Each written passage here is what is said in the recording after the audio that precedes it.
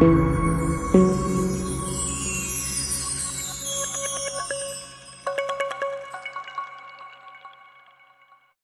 گاہ والوں کے پاس ایک ہی گائے تھی جس کے دودھ پر پورے گاؤں کا گزارا چل رہا تھا۔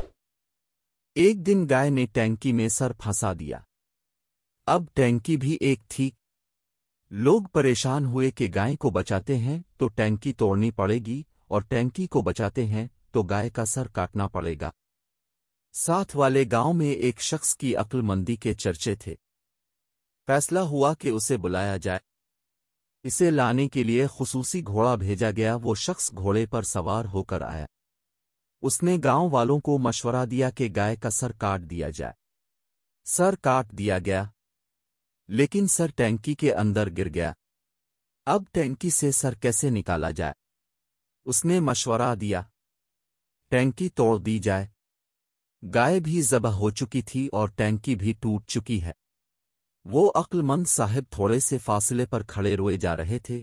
لوگوں نے اسے حوصلہ دیا کہ اب پشیمان نہ ہوں، کوئی بات نہیں، خیر ہے۔